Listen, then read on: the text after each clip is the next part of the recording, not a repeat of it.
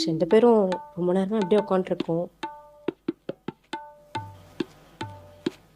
Light off பண்ணலாமா? பண்ணலாம்.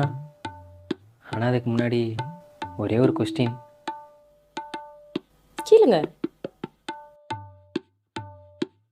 நீங்கள் வெர்ஜினா?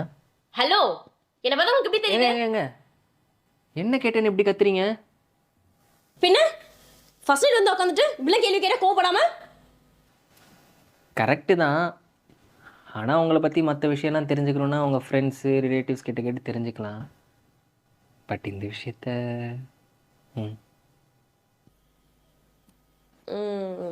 நான் வர்ஜின் இல்லை. ஆ என்னஹா? நான் வர்ஜின் இல்லை. நிஜமாவா? ஆமாம். என்னங்க சொல்கிறீங்க?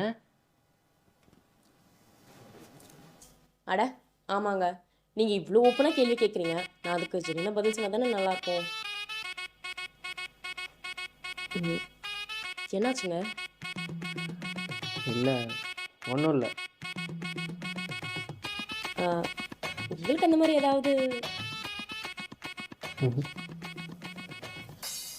அவ்வளோ நல்லவரா நீங்கள்?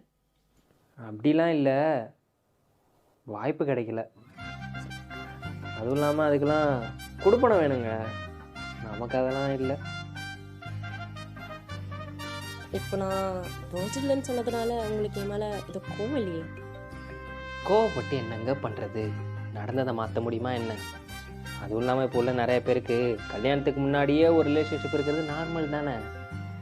யார் கூடயும் கமிட் ஆகாத பொண்ணு தான் நமக்கு லைஃப் பார்ட்னராக வரணும்னா இங்கே கடைசி வரைக்கும் எல்லோரும் சிங்கிளாகவே தெரிய வேண்டியது தான். அப்போ நிஜமாலே உங்களுக்கு இம்மேல கோவம் இல்லையா? அட சத்தியமாக இல்லைங்க. என்ன மனசு தான் கொஞ்சம் கஷ்டமாக இருக்குது. அது போக போக சரியாயிடும். பரவாயில்ல. இந்த விஷயம் தெரிஞ்சால் சில பேர் பயங்கரமாக ரியாக்ட் பண்ணுவாங்க. ஆனால் நீங்கள் ரொம்ப மெச்சூராக ஹேண்டில் பண்ணுறீங்க. நீங்கள் ரொம்ப ஜாலி டைப்போ? லைட்டாக. அதுக்கு நீங்கள் பாட்டுக்கு எதனா சொல்லி விடாதீங்க. நான் டக்குன்னு கோவப்பட்டாலும் கோவப்பட்டுருவேன். நான் கொஞ்சம் ஷார்ட் டெம்பர். ஏன் சிரிக்கிறீங்க? நீங்கள் ஷார்ட் டெம்பர்னு சொல்கிறதே எவ்வளோ ஜாலியாக சொல்கிறீங்களே, அது நினச்சி சிரிச்சேன்.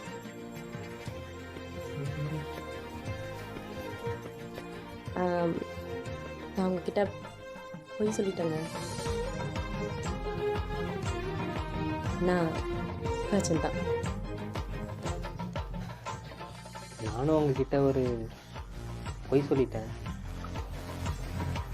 என்னது? நான் வெர்ஜின் இல்லை.